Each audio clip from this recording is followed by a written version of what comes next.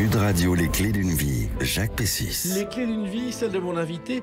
Vous avez multiplié les chansons à succès, vous avez incarné Robin des Bois et vous repartez aujourd'hui en flèche avec une tournée où vous allez fêter vos 20 ans de carrière devant un public qui sait que quand on aime, on a toujours 20 ans. Bonjour M. Pokora. Bonjour. C'est vrai, 20 ans de carrière, ça s'est passé à une vitesse incroyable. C'est vrai, surtout quand on prend du plaisir, le temps passe vite, donc ouais, je n'ai pas vu passer ces 20 ans là. Donc là, on va évoquer votre nouvelle tournée, votre nouvel album, et puis on va revenir sur le passé puisque c'est le principe des clés d'une vie avec des dates clés. Et la première date que j'ai trouvée, oh, vous la connaissez, c'est le 20 novembre 2003. Écoutez le générique. Vous remportez la 3e saison de Popstar, le duel. C'est ça, Popstar, le duel. Il y avait un groupe de filles, un groupe de garçons. Et donc ouais, c'est la date de la victoire et c'est le jour où on a été révélé au grand public, en fait, où ma vie a basculé, quoi. C'était un boy band qui s'appelait Link Up. Yes, c'est ça. Et comment était né ce boy band En fait, on a passé donc les castings. Moi, j'ai passé mon casting à Strasbourg. Ils faisaient les castings, je crois, dans 5 villes de France. Et pour la première fois, ils allaient en Martinique et Guadeloupe. Et donc on a été mis ensemble. C'était des copains à vous. En fait, je les connaissais pas à la base. On s'est rapprochés avec le temps. Mais c'est vrai qu'on était assez différents artistiquement parlant. On avait d'autres aspirations. On n'avait pas le même âge aussi, donc ce qui est normal. Et donc voilà. Mais ça a été une belle aventure et j'ai appris beaucoup de choses en un temps très raccourci puisque tout va très vite dans ces émissions. Voilà. En même temps, vous êtes inscrit en truquant votre carte de. Exact.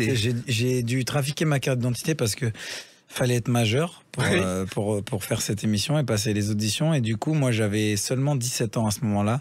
Et j'ai dû changer donc, je suis né le 26/09/85 et j'ai dû changer le 09 en 05 pour être né au mois de mai au lieu de septembre, vu que les auditions étaient en plein été. Et donc ça a marché. Bon, je me suis fait avoir juste à la fin où il fallait donner les comment numéro de sécu sociale pour éditer les contrats. Et là, ils ont vu que j'avais pas mon âge. Donc ils ont dû renvoyer tous les contrats à mes parents pour qu'ils les signent. Voilà, mais enfin ça a marché quand même. Vous n'êtes pas le premier ni le dernier à truquer votre carte d'identité. Pour la bonne cause. Ouais, c'était avec une aiguille, je crois, en plus. Une aiguille et de la gouache, la peinture, où j'avais gratté la petite barre du 9 pour le transformer en 5, comme c'était des chiffres digitaux et c'était assez carré, donc c'était plutôt simple à faire. Ouais, et c'était simple et puis en même temps c'était une photocopie, donc ça allait. C'est ça. Ce qui m'arrangeait, c'est que c'était une photocopie et donc ça passait encore mieux, quoi. Dalida, elle a truqué sa date de 5 ans au départ, en grattant le 3 en 8 et réciproquement, vous voyez. Ah, c'est ça, bah voilà. Vous êtes un amateur. On est les mêmes. Alors, ce boy band a marché. L'ambiance était extraordinaire pour Popstar, je suis. Oui, c'était fou parce que c'était vraiment les débuts des télécrochets où vraiment il y avait un engouement assez dingue. On sortait, il y avait tout de suite des centaines de personnes qui nous attendaient en bas des radios, des centaines de personnes, enfin des milliers même aux séances dédicaces. C'était assez fou à l'époque, l'engouement autour de ces émissions. Donc c'est vrai que ça a été une formation en accéléré pour moi. Voilà. Et en même temps, une chanson est née ensuite et ça a été un succès.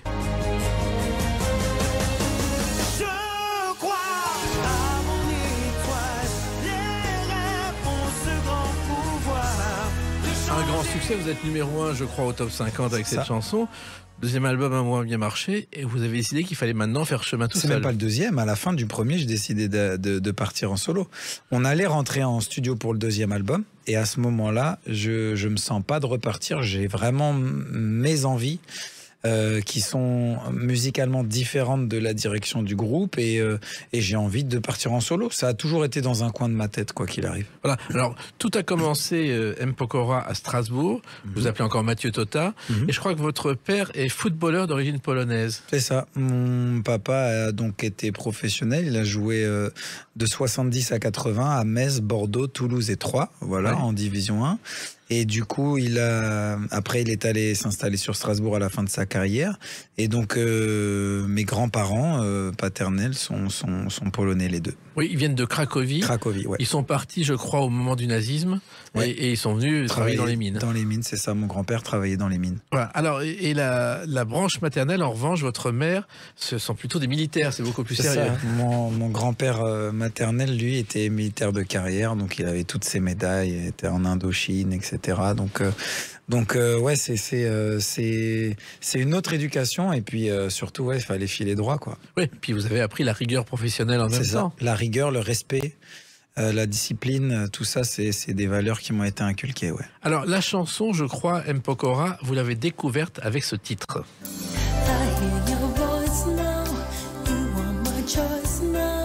Ouais. Michael Jackson, l'album Bad, ça a été un choc. Hein.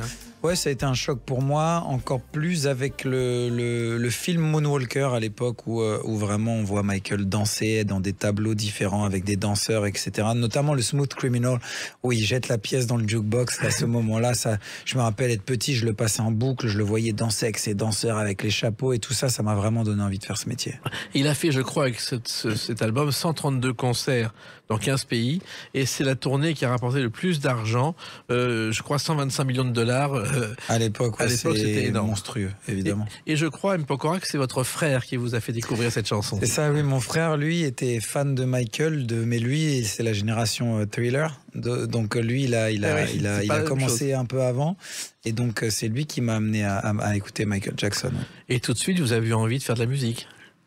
Tout de suite, ouais, moi j'ai toujours eu le foot et la musique dans un coin de ma tête et c'est vrai que ce côté performance, chanter, danser en même temps, le visuel, tout ça, ça m'a procuré vraiment de vraies sensations en tant que gamin à regarder Michael Jackson et je me suis dit c'est ça que je veux faire. Alors, vous avez même, je crois, créé, Mpokora, un premier groupe de R&B, s'appelait Mic Unity. Oui, Mic Unity, c'était à Strasbourg, juste avant les auditions Popstar, j'avais commencé avec eux. Et du coup, c'est vrai que on n'a pas eu le temps de faire de grand chose. On avait fait la scène de la fête de la musique à Strasbourg, mais une toute petite scène. Hein. C'était vraiment un podium. Et en plein milieu d'après-midi, il devait y avoir peut-être 15 personnes qui nous ont regardé. Mais donc voilà, c'était ma première expérience. C'était assez sympa. Et puis il y avait l'école. Alors l'école, ça a d'abord été l'école élémentaire à Strasbourg, un collège Paul-Émile Victor, et puis un lycée professionnel à Schiltigheim au nord de Strasbourg. C'est ça. Pourquoi un lycée professionnel? Parce que j'avais pas d'assez bons résultats pour aller en général et que j'étais, comment dirais-je, j'ai pris très vite conscience que je n'allais pas. Alors, il ne faudrait pas que les enfants qui nous écoutent appliquent la même vision que moi, mais en fait, j'ai très vite pris conscience qu'il y avait plein de matières dont je ne me servirais jamais, et notamment les matières scientifiques. Et donc, j'ai lâché. En 4e, j'ai complètement arrêté de travailler dans physique, SVT et mathématiques. Et donc, ce qui fait que j'avais des notes trop importantes à rattraper. Et donc, j'avais pas trop le choix après dans mon orientation. Je suis allé en lycée professionnel. J'ai eu mon BEP vente, je crois que j'avais 16 de moyenne, donc plutôt facilement. Et donc, j'allais rentrer en bac pro par alternance, bac pro commerce par alternance au moment où je gagne Popstar au final. Vous l'avez échappé belle. Il y avait le football aussi qui vous attirait. Vous avez joué dans le club de Schiltigheim. Ouais, Schiltigheim, ouais, c'est ça. Et je jouais à haut niveau chez les jeunes. Et donc ça aussi, j'ai été amené par un recruteur de Sedan à faire des essais à Sedan, à l'époque où Sedan était en division 1. En division 1. Et donc je suis allé là-bas. Bon, c'est pas très bien passé parce que c'était pendant les vacances de Pâques. Je me rappelle, mon père m'avait dit il faut que tu continues à t'entraîner parce que les gars qui vont arriver à l'essai, ils vont être prêts physiquement. Et moi, j'étais en vacances avec ma maman. Je suis parti une semaine, j'ai rien fait. Je suis arrivé à l'essai, j'étais à la rue physiquement. Mais vous aimiez quand même le football? Toujours. Et ce club de Sedan, il est la star dans les années 60. C'était un certain Zachary Noah, le père de Yannick Noah, qui a gagné la Coupe de France 61 avec Sedan. Exact, ouais, c'est ça. Et lui, pour le coup, il a donné aussi, il a passé le relais au fiston qui pour l'instant, je pense, le plus grand tennisman encore à l'heure d'aujourd'hui. Ah oui, personne n'a battu ses records. Alors finalement, vous avez renoncé au football, je crois, Mpokora, parce que vous étiez trop petit pour faire une carrière professionnelle. En fait, petit, c'est plus physiquement. C'était dans ma génération, ils privilégient vraiment toujours les grands costauds. Ce qui a été une vision erronée qui a changé avec les victoires de l'Espagne en 2010-2012. Parce qu'ils avaient une équipe plutôt de petits joueurs, du FC Barcelone notamment. Et donc c'est vrai qu'en France, on avait privilégié pendant longtemps la formation de prendre des grands costauds athlétiques qui au final techniquement n'étaient pas les plus forts, mais on privilégiait le physique. Alors que on sait qu'à 18-19 ans, tout le monde fait la même taille et il n'y a plus vraiment de grandes différences de taille. Et donc c'est vrai que c'était un peu le problème de la formation française à cette époque-là. Et je crois que vous aimez tellement le football, Mpokora, que quand Strasbourg a été en difficulté pendant des années, vous étiez volontaire pour sauver ce club. Ouais, alors j'aurais aimé avoir plus de moyens à l'époque, à ce moment-là, pour pouvoir m'investir. Mais c'est vrai que moi, après, comment dirais-je, Marc Keller, le président actuel, a évidemment assez de cordes à son arc pour le faire tout seul. Mais c'est vrai que c'est quelque chose à l'époque qui m'a vraiment touché de voir le club relégué en CFA. Voilà. Mais c'était dramatique, ils en sont sortis, je crois, parce qu'ils ont gagné la Coupe de la Ligue, et ça a été un ouf de soulagement. En fait, ils ont surtout remonté les échelons assez vite, puisque je crois qu'en 5-6 ans, si je ne m'abuse, ils sont passés de CFA 2 à la Ligue 1.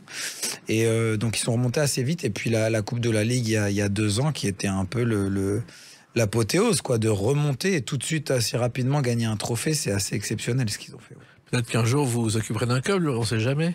Je dis franchement, si j'ai vraiment beaucoup de millions à perdre, je le ferai avec grand plaisir. Bon, en attendant, il y a d'autres choses à penser. Ce nouvel album et d'autres dates, le 22 janvier 2011. A tout de suite sur Sud Radio avec M. Pokora. Sud Radio, les clés d'une vie, Jacques Pessis. Sud Radio, les clés d'une vie, mon invité M. Pokora. Nous parlons tout à l'heure de ce nouvel album Épicentre. Alors, 22 janvier 2011, bien sûr, vous n'avez pas oublié, ça se passe à Cannes, les Energy Music Awards. Et d'un coup, vous avez 2 trophées, je crois. L'artiste masculin de l'année et l'interprète de la chanson de l'année, qui est celle-ci. Tout ce qui me reste, c'est juste une photo de toi, juste une photo de toi, juste une photo de toi. Tout ce que tu laisses, c'est juste une photo de toi, juste une photo de toi. Vous vous souvenez de ce soir-là, M. Pokora ? Oui, bien sûr, c'est une grande fierté parce que c'est une chanson que j'ai écrite et composée en plus de ça. Donc c'est vraiment un morceau qui compte énormément pour moi et dans ma carrière. Et donc c'est vrai que c'était une soirée un peu inattendue. Je m'attendais pas à repartir avec 2 trophées ce soir-là. Non. Et donc c'est vrai que ça a été un grand moment. Ouais. Quand on vous appelle sur scène pour recevoir un trophée puis un second, qu'est-ce qu'on ressent ? Ah bah quand on en prend 2 le même soir, c'est vrai qu'on se sent un peu comme j'ai envie de dire comme les filles au bal, la reine de la soirée, quoi. C'est un peu ça. On repart avec les 2 trophées. Le lendemain, on arrive à l'aéroport, tout le monde vous regarde, vous félicite en disant j'ai regardé hier soir, bravo, heureux pour vous, etc. Donc c'est toujours c'est un peu notre petite Coupe du Monde à nous à chaque année. Oui, et c'est-à-dire il y avait un record d'audience cette année-là, et l'émission a battu le record du cabaret du monde, du plus grand cabaret du monde, ce qui était rarissime. Ouais, c'est ça. Souvent, le plus grand cabaret du monde battait les Energy Awards. Cette année-là, je crois que c'est le record d'audience, effectivement. Et donc ouais, c'était assez fou. C'était une soirée assez incroyable pour moi. Et parmi les nommés, il n'y avait pas n'importe qui, parce qu'il y avait Grégoire, Christophe Maé, David Guetta, et dans les chansons, il y avait Je veux par Zaz. Vous avez quand même battu tout ça. Et il y avait Stromae aussi, je pense, oui, absolument. Cette même année. Donc, mais ce que j'ai dit à Stromae en se croisant après dans les couloirs, il me félicite. Et lui, à l'époque, était sur son single Alors on danse. Et je lui dis, écoute, j'échangerai volontiers mes 2 Energy Awards contre ta SACEM. Il n'a rien dit, je suppose. Là, il m'a dit, non, c'est bon, je garde la SACEM. Tiens donc. Et alors, il y a eu d'autres prix, d'autres Energy Awards, etc. Mais c'est vraiment les plus importants parce que symboliquement, c'était les premiers, M. Pokora. Alors non, c'était pas mes premiers, mais en tout cas, c'était les Energy Awards de mon retour après mon album anglais qui n'avait pas fonctionné. Exactement. Donc j'avais gagné des Energy Awards auparavant, mais ceux-là, c'était les premiers après l'échec de mon album anglais, où j'étais, personne ne m'attendait et que j'étais un peu l'outsider et où j'ai surpris tout le monde. Voilà. Il faut savoir que quand le boy band s'est terminé, vous êtes allé voir la maison de disques qui a accepté de continuer avec vous tout seul. C'était un pari, ça aussi. À l'époque du boys band, ouais, c'est ça en fait. C'est que moi, j'avais déjà travaillé des maquettes que j'ai fait écouter à la maison de disques, et la maison de disques à l'époque qui était ULM chez Universal, et qui m'ont dit on te suit. C'était Olivier Nuss qui était directeur du label. Ça s'appelle jouer les prolongations au football. Ouais, c'est ça. Et puis surtout, prendre des paris et se lancer, quoi. Et surtout, vous avez été un pionnier du registre urbain, de l'R&B, à l'époque où personne encore ne le faisait vraiment. En tout cas, sur les grandes chaînes de télé françaises, sur les chaînes populaires, etc., c'était vrai que c'est une musique qu'on n'entendait pas beaucoup. Et donc, j'ai un peu essuyé les plâtres avec d'autres. À l'époque, il y avait le Sayan Supakru, Matthew Stone l'a fait aussi. Et c'est vrai que j'ai un peu essuyé les plâtres, où j'arrivais j'arrivais avec mes baggy, casquettes à l'envers, où tout le monde me regardait comme ça, mais qui c'est celui-là avec ses danseurs et tout. Et tout le monde pensait que j'allais durer 2 ans et que ce serait fini, que c'était un effet de mode, quoi. Ouais, on a dit de Johnny Hallyday qu'il était un feu de paille. Un peu tous, on a tous eu le droit à ça, je pense. Je pense. Ouais. Et qu'est-ce qui vous avait donné envie d'aller vers ce style, M. Pokora? En fait, en grandissant, forcément, la suite logique de Michael Jackson aux États-Unis, c'était Usher. Et donc, j'écoutais Usher. C'était vraiment, on va dire, c'est la deuxième idole de ma vie après Michael Jackson en grandissant. Et donc c'était vraiment encore un autre performeur, un chanteur, danseur qui jouait du côté séducteur en même temps. Et donc, j'ai toujours aimé ça. Et c'est pour ça que vraiment, c'était vraiment mon style de prédilection, quoi. Voilà. Alors, il se trouve qu'il y a eu un problème, c'est qu'à l'époque, vous disiez de vous appeler Matt Pokora, et c'est pas possible. C'est une histoire invraisemblable, ça. Oui, parce que moi, ça, après, c'est des petites histoires, c'est des guéguerres d'ego, j'ai envie de dire, où, en fait, Matt Houston devait produire mon premier album, et finalement, j'ai décidé de le faire avec, à l'époque, les producteurs Corescalp. Et du coup, enfin, il y a une petite guéguerre chez Universal en disant oui, mais moi je suis déjà Matt Houston, il peut pas y avoir un autre Matt dans le même style musical, etc. Et j'ai dit, vous savez quoi, pour éviter tout litige, je vais signer un papier où je dis M. Pokora et pas Matt, et voilà. C'est assez absurde puisque c'est le diminutif de mon prénom. Donc. Voilà, ça aurait pu être Échec et pas Matt. Ouais, c'est ça. Ouais. Alors, il se trouve qu'à ce moment-là, il y a une chanson qui a marché, une chanson qui s'appelait Showbiz. Elles viennent pour nous clasher, on se bouge sur le dance floor, qui s'enflamme, nous affame. Un de vos premiers succès. Ouais, c'est mon premier single, c'est ce qui m'a permis un peu de poser les bases de ma carrière solo, de mes visuels aussi. Et le premier vrai tube, c'est Elle me contrôle qui vient juste après, quoi. Juste après. Il faut savoir que le mot showbiz, il est entré dans le vocabulaire aux États-Unis en 1945, mais déjà en 1850, dans les musicals, on parlait de showbiz. Ouais, c'est fou. Le mot existait déjà. Ok, d'accord. Avec un autre sens. Alors, Elle me contrôle, Passe en toi, 3 clips, un disque d'or, bah, c'est parti. Ouais, là c'était parti. Pas de tournée encore parce que j'ai voulu vraiment attendre d'avoir 2 albums pour avoir assez de répertoire pour partir en tournée. Et c'est vrai que ouais, le succès était lancé, quoi. Je pouvais pas rêver mieux pour mes débuts, quoi. Et vous étiez surpris, heureux? Surpris toujours, parce que on quitte un groupe qui est pas dans le même style musical. On se dit, est-ce que les gens m'ont juste aimé parce que je faisais partie de ce groupe, parce que je sortais de l'émission? Est-ce qu'ils seront encore là à m'attendre 1 an et demi après? Je savais pas. Et donc voilà, il a fallu repasser par toutes les étapes, hein, séduire les programmateurs radio, les chaînes de clips, etc. Enfin voilà, fallait refaire le boulot du début, quoi. Et d'ailleurs, le public est toujours là aujourd'hui. Dans le couloir de Sud Radio, le nombre de jeunes filles qui étaient heureuses de vous voir, les générations se renouvellent. Bah en fait, ouais, j'ai envie de dire même, c'est ma génération qui a grandi avec moi, et aujourd'hui, maintenant, on a des fans qui étaient là il y a 20 ans et qui viennent avec leurs enfants, quoi. Voilà. Et il y a eu un second disque aussi qui a bien marché, c'était celui-ci. Je suis venu pour scorer, pas d'arbitre, on l'a kidnappé. J'ai rejoint Toméoni. De retour, l'album Player, et surtout on vous appelle maintenant M. Pokora, le petit prince du R&B. Oui, il y a eu cette petite appellation, mais c'était parce que j'avais eu la chance, d'aller, comme je disais, d'aller défendre cette musique, ce style, ces visuels-là sur les plus grandes chaînes télé de France, et que du coup j'étais un peu le porte-drapeau, même si il y avait plein d'artistes que j'admirais qui eux opéraient un peu plus dans l'ombre, qui avaient peut-être pas le package pour être sur les je dirais les chaînes à l'heure de grande écoute, mais en tout cas, c'est vrai que c'était important pour moi de défendre ce style-là, quoi. Et vous avez même été invité au Noël de l'Élysée. Je suis pas sûr que Jacques Chirac connaisse le R&B, mais vous y étiez. Ouais, c'est ça. En fait, j'ai eu la chance d'aller chanter pour les enfants du personnel de l'Élysée et les enfants d'associations qui étaient rattachés à cet événement. Donc, mais je l'ai fait sous 3 présidents. Je l'ai fait sous Chirac, sous Chirac, sous Sarkozy et sous Hollande. D'accord, les 3. Ouais, je suis allé les 3. Et vous savez quoi? Il y en a un seul qui m'a envoyé une lettre à la maison signée pour me remercier. C'est Monsieur Hollande. Et ben voilà. J'ai eu une lettre un jour, je vais dans ma boîte aux lettres et je vois présidence de la République. Je dis, qu'est-ce que c'est que ça? J'ouvre la lettre, une lettre de remerciement d'avoir participé, évidemment gracieusement, au Noël de l'Élysée pour les enfants, signée de la main du président, Monsieur Hollande. Et je trouve que pour un gamin de Strasbourg, un enfant du peuple, d'avoir une lettre du président, quel qu'il soit, peu importe le bord politique auquel on appartient ou qu'on soutient, je trouve ça super, super beau comme image. On est bien d'accord. Et puis il y a eu d'autres rencontres aussi avec une chanson. Si on arrêtait de jouer,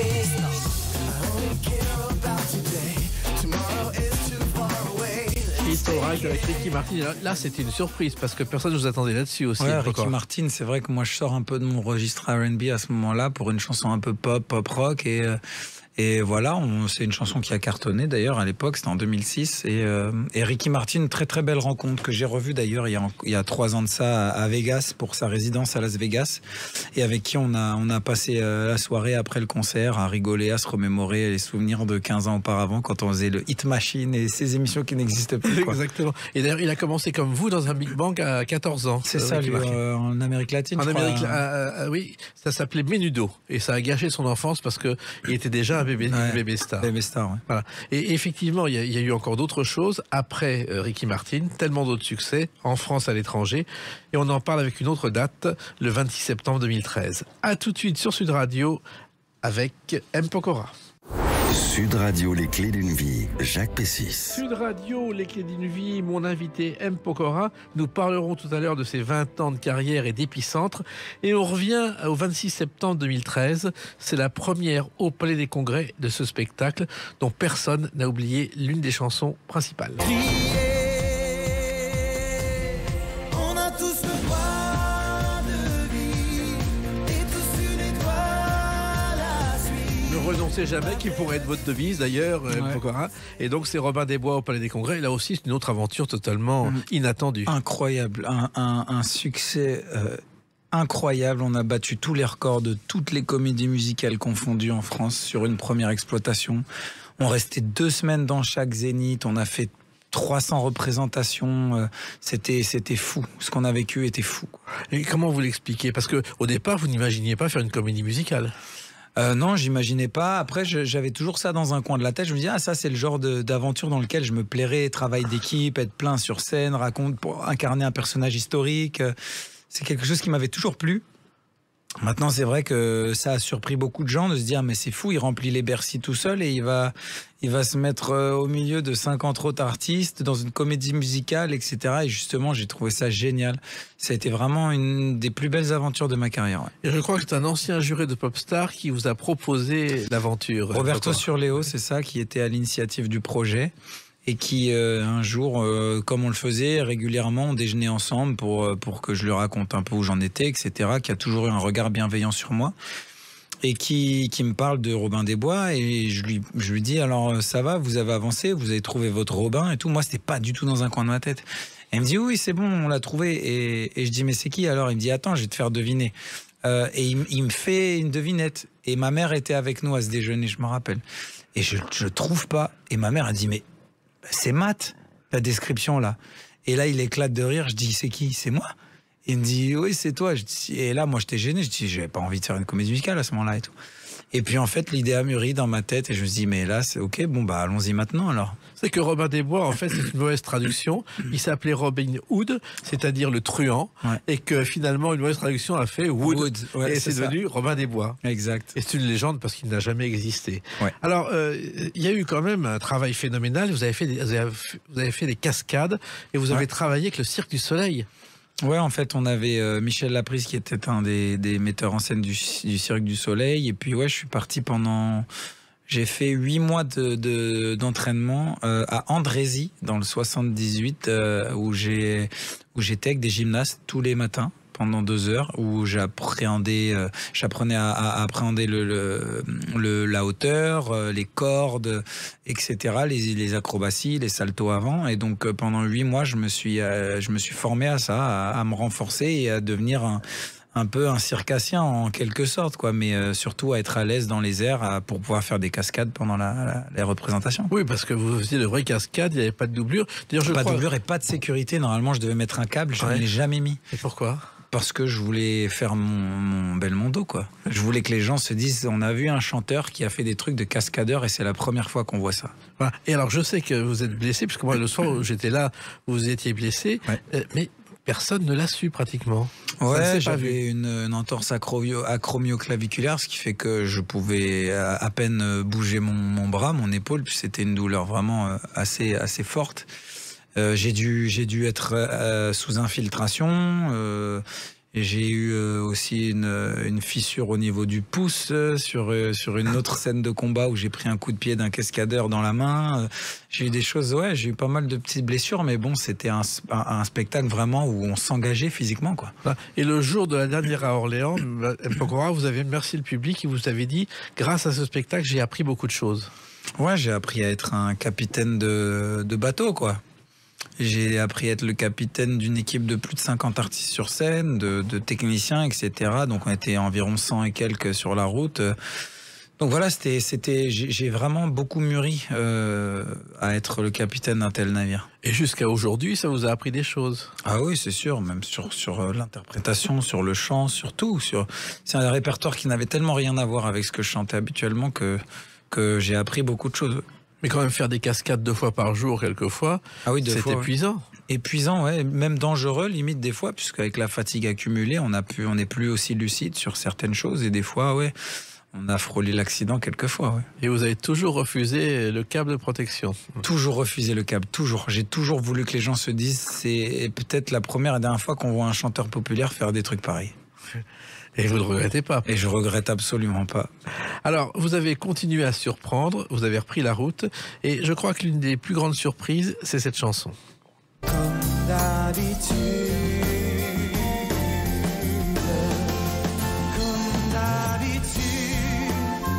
toute la journée, je vais jouer. Alors encore une fois, ne vous attendez pas à M. Pokora dans le répertoire de Claude François, qui est mort avant votre naissance. Ouais, c'est vrai que j'en ai entendu parler toute mon enfance, ma jeunesse.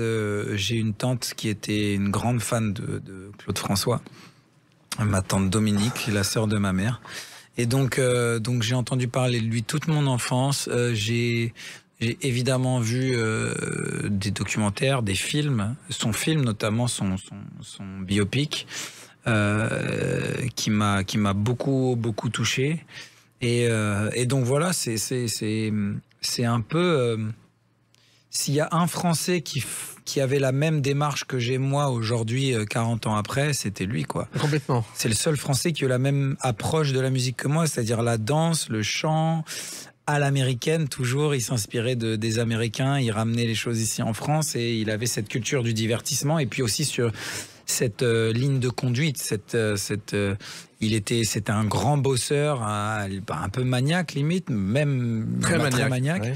Et du coup, c'est vrai qu'il y avait cette rigueur un peu qui est la mienne aussi, quoi. Écoutez, moi je me souviens l'avoir souvent croisé quand je faisais les chroniques parisiennes vers 2h du matin chez Castel. Il me prenait par le bras et il me racontait à la fois son métier avec passion et il me racontait ce qu'allait devenir la télévision. Et je suis maintenant persuadé que s'il avait vécu, il serait aujourd'hui le patron de TF1 ou d'une grande chaîne. Car c'était un visionnaire qui avait compris ce que serait la télévision dans 20 ou 30 ans. C'est sûr que c'était un visionnaire pour créer son propre magazine, pour parler de lui, etc. Enfin, c'était un génie du marketing, ça c'est sûr. Alors la télévision aussi, ça vous a marqué parce qu'il y a quelque chose qui est dans les mémoires. Vous avez été un pionnier avec cette émission, M. Pokora.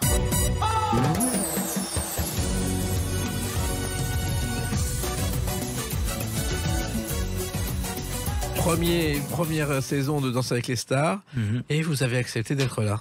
Ouais, alors j'ai mis du temps à accepter, j'étais un peu réticent au début parce qu'on ne connaissait pas le programme, en tout cas en France, on ne savait pas ce que ça allait donner, si les gens allaient nous prendre au sérieux ou allaient se moquer de nous, etc. Donc c'était un vrai pari là aussi d'accepter, alors que tout allait bien dans ma carrière. Je ressortais la tête de l'eau à prendre dans le anglais, juste une photo de toi est un succès, je venais de gagner mes Energy Awards juste avant.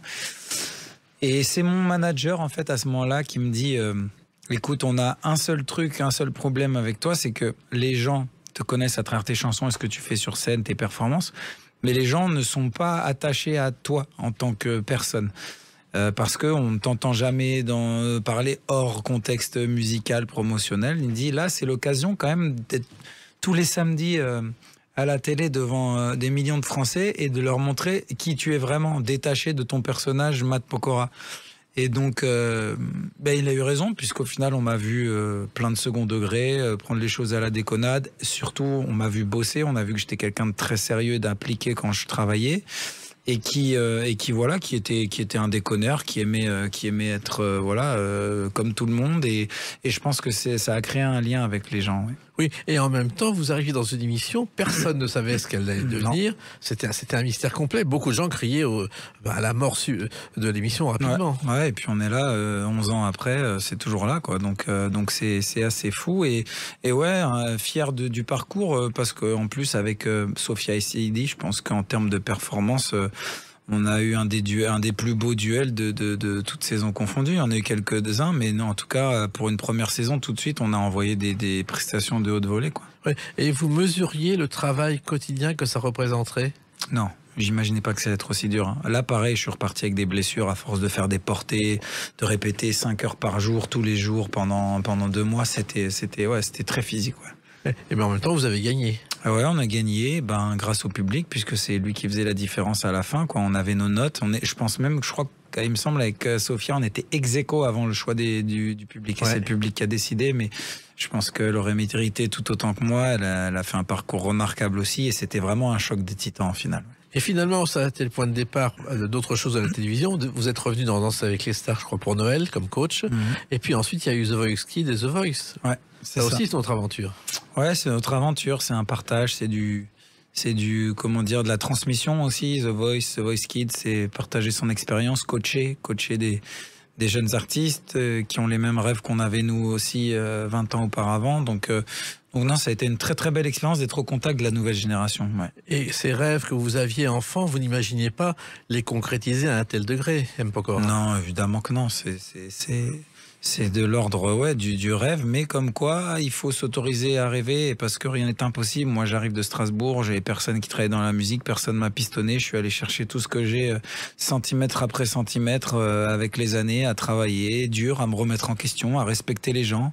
Et ça, c'est des valeurs qui m'ont été inculquées par mes parents, mes grands-parents, et je les ai appliquées dans la vie de tous les jours. Et voilà, il y a le talent, il faut une part de talent, mais de mon côté, c'est énormément de travail, plus que du talent à la base. Et je pense que le soir, vous avez inauguré les illuminations de Strasbourg pour Noël. Ça a été un moment important de votre vie. Bien sûr, dans ma ville. Je pense que tout le monde sait à quel point je suis attaché à Strasbourg. J'ai toujours revendiqué haut et fort mon attachement à cette ville. Et c'est vrai que ça a été un grand moment pour moi d'illuminer ma ville. Et puis il y a le côté généreux qu'on connaît peu, parce que dès qu'il y a quelque chose de caritatif, un match de football pour 1 heure, vous répondez toujours présent. Même ouais, j'essaie de toujours être là quand je peux, quand je suis disponible. Et voilà, j'aime donner de mon temps pour ces occasions-là, et se dire que voilà. C'est un peu une manière à moi de rendre aussi ce qu'on m'apporte à travers le soutien du public toute l'année, et à mon tour de remercier la communauté, comme on dit, avec des événements comme ça, et en essayant de participer et de faire don de ma personne. Voilà. Et surtout de vivre des moments fabuleux, parce que je crois qu'il y a eu pour Pascal Olmeta, pour l'association Un Sourire, un Espoir pour la Vie, un match de football mémorable que vous n'auriez même pas imaginé. Ouais, incroyable. Je me suis retrouvé à jouer contre l'Olympique de Marseille, effectif 2011-2012, ouais. Donc c'est une équipe en plus qui va en quart de finale de Ligue des Champions, ce qui est assez dingue pour moi de jouer au stade Louis II comme ça devant 15-20 000 personnes. C'était assez incroyable, et ça reste un grand moment de ma vie en tant que fan de foot. Ouais. Il y avait le Manchester aussi. Manchester United, coaché par Alex Ferguson. Ouais. Il y avait Pogba à l'époque qui démarrait. Oui. Donc moi j'ai fait la rencontre de Paul Pogba avant même que les gens en entendent parler à niveau professionnel.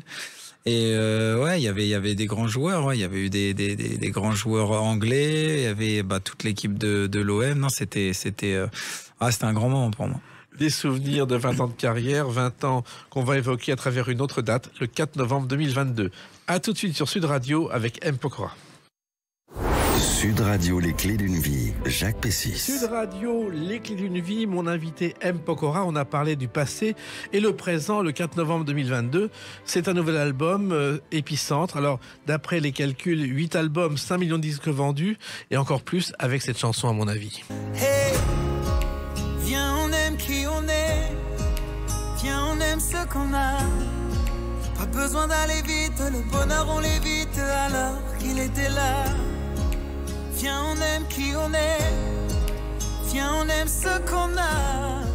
La main sur notre épaule quand le bonheur nous frôle. Alors, on sait qui vous êtes, mais on le découvre un peu plus encore avec cet album Épicentre, M. Pokora. Ouais, c'est un album où j'ai mis beaucoup de moi,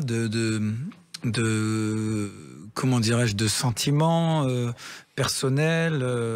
C'est un album qui, en grande partie, a été inspiré par ma vie de papa, par ma famille, par mes enfants. Voilà, c'est le premier album tout simplement qui est écrit alors que je suis père de 2 enfants, quoi. Voilà, c'est un enfant de plus cet album. C'est ça.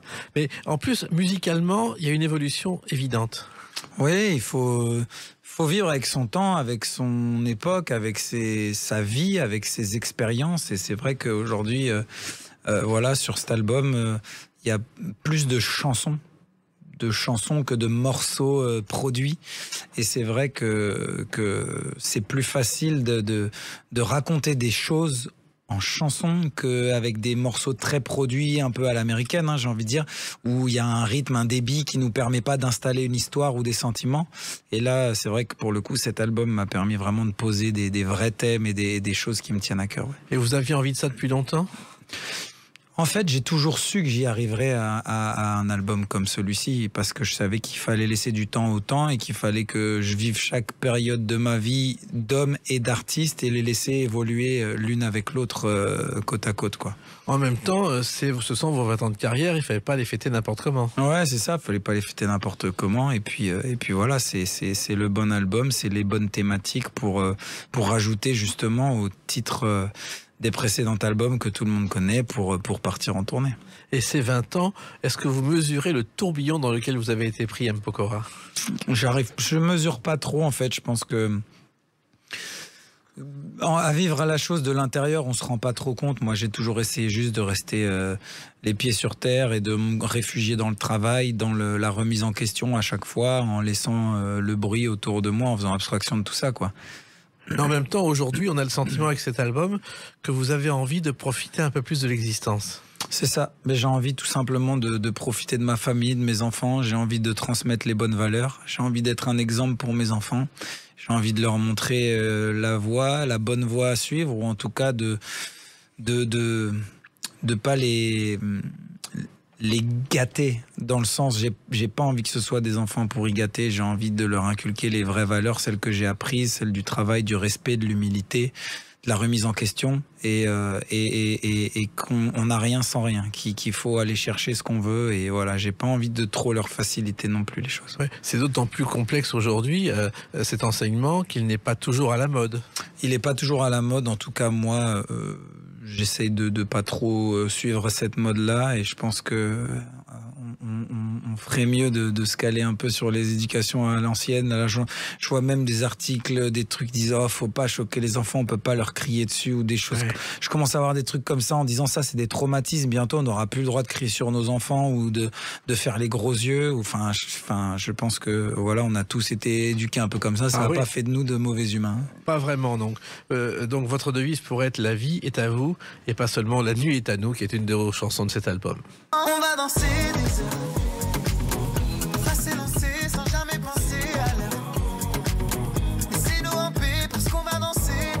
La nuit est à nous et puis la vie est à vous, avec des nouvelles chansons, M. Pokora, et toutes sont des messages positifs dont on a bien besoin.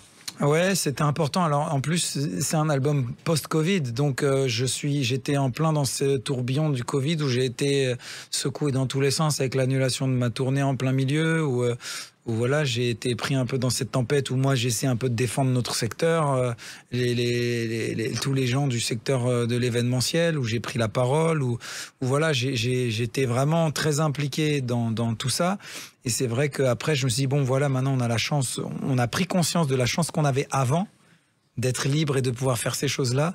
Prenons conscience de cette chance-là et mettons tous ces ingrédients au service du nouvel album et de ce nouveau projet. Et donc c'est pour ça que j'ai voulu que, notamment ce titre, qui on est, hein, profitons de qui on est, de ce qu'on a en ce moment, parce que rien n'est donné, on ne sait pas de quoi est fait demain, et voilà, profitons de l'instant, et sans oublier d'être ambitieux aussi. Mais il fallait être courageux dans cette époque pour s'opposer au gouvernement et toutes les idées qu'on nous lançait. Ouais, mais en fait, c'est surtout que moi, j'ai la fâcheuse tendance à prendre la parole au moment où c'est le plus chaud. C'est-à-dire que j'ai beaucoup de collègues qui attendent que tout se tasse et qui répètent un peu finalement ce que je dis, mais 3 mois après, ça passe vachement mieux.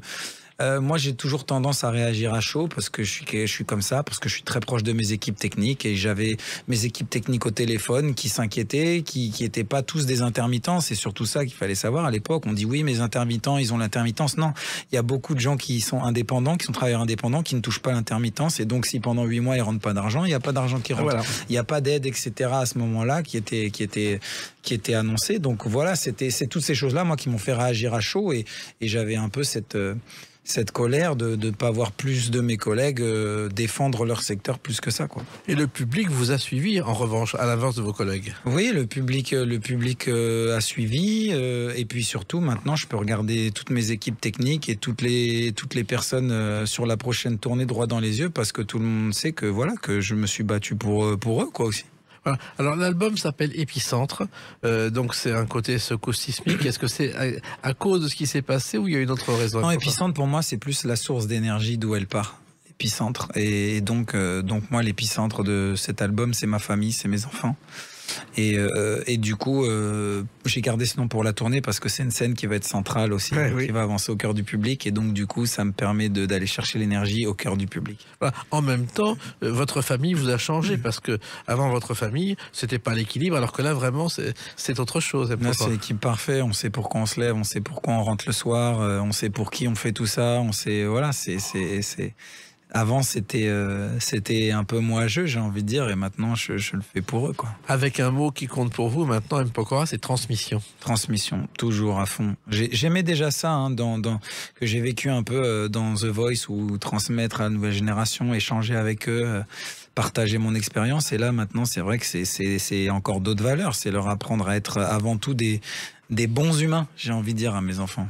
Et dans les chansons justement de ce nouvel album Épicentre, il y a « Et si je dois ». Si je dois parler d'amour alors que d'autres l'ont fait mieux que moi, il y a des chances que je parle de nous. Pourquoi cette chanson « Et si je dois » Mpokora?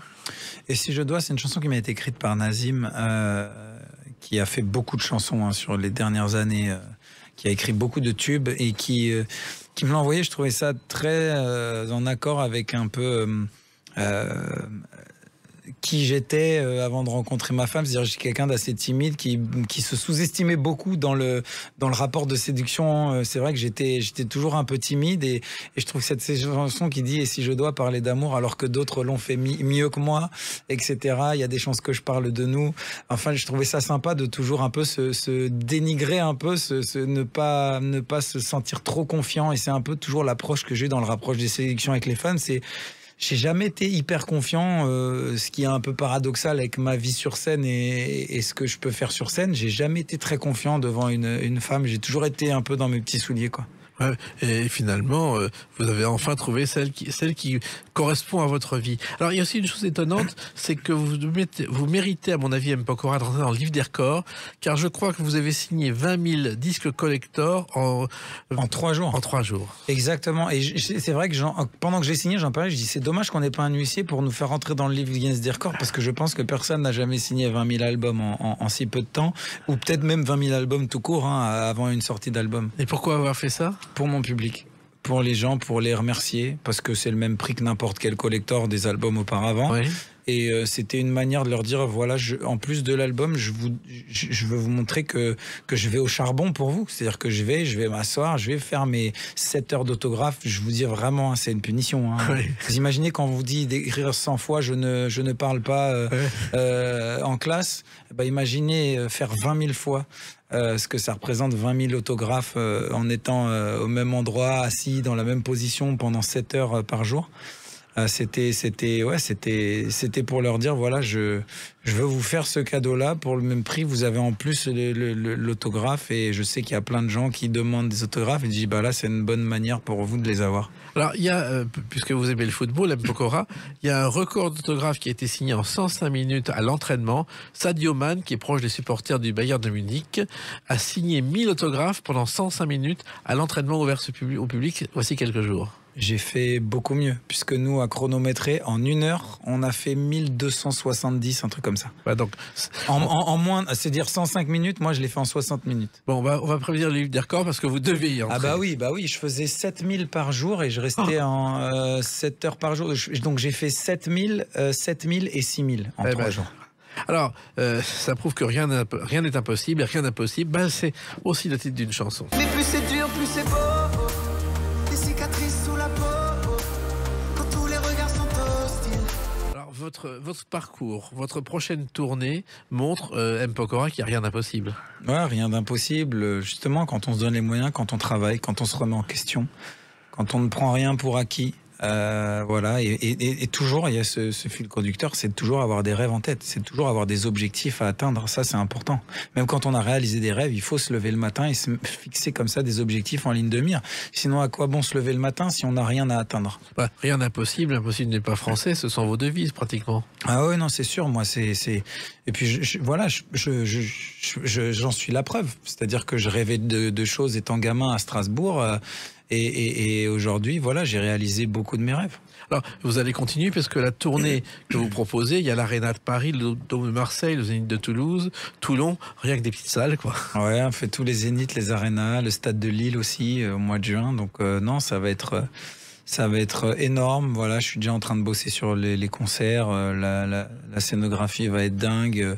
Il va y avoir une quinzaine de danseurs, des musiciens. Ça va être voilà un grand show et on va fêter les 20 ans comme il se doit. Avec la chanson d'hier et celle d'aujourd'hui. Exactement, c'est le but. Et puis il y a l'acteur, parce que vous avez encore surpris tout le monde, il y a eu le téléfilm avec Muriel Robin, où vous étiez son fils, 6 millions de spectateurs, et il y a eu la pièce Le Théâtre de la Madeleine. Ouais. Là aussi, on ne vous attendait pas. Ouais, pareil, c'est encore des challenges, des défis que je me lance, mais toujours le point commun, c'est que j'ai vraiment envie de le faire, c'est que c'est une passion à la base. Et donc ouais, c'était un exercice différent. Si le théâtre de faire rire les gens en direct, comme ça, on n'a pas le droit à l'erreur. Hein. Il n'y a pas de prise. Hein. Donc c'était vraiment la meilleure école possible pour moi. C'était au Théâtre de la Madeleine, je crois. Ouais, avec Philippe Lelouch et voilà. Stella Lefébure. Et c'est un théâtre où a été créée une opérette qui s'appelait Normandie, où il y avait une chanson qui vous correspond, qui était « Qu'est-ce qu'on attend pour être heureux ?» Ah bah voilà. C'est né dans ce théâtre, sur cette scène. Eh bah, on n'attend pas. Faisons tous en sorte pour que ce soit aujourd'hui. Il y a un mot aussi très important pour vous, M. Pokora, c'est la fraternité. Ouais. Ça, c'est important. Ça va avec le côté travail d'équipe. C'est vraiment être soudé, être unis, être ensemble, briser les frontières et voilà, ne faire qu'un. Ça, c'est important et encore plus en ces temps. Voilà. Et ces temps seront heureux pour vous avec cet album Épicentre qui va toucher une fois de plus votre public, j'en suis convaincu, et cette tournée qui va être monstrueuse et pleine, j'en suis convaincu aussi. Ouais, c'est gentil. Merci beaucoup, et puis continuez comme ça. Merci à vous. Et rendez-vous avant 20 ans peut-être. Ouais, pour les 30 ans. Allez, on y va. Merci. Merci M. Pokora. Les Clés d'une vie, c'est terminé pour aujourd'hui. On se retrouve bientôt. Restez fidèles à l'écoute de Sud Radio.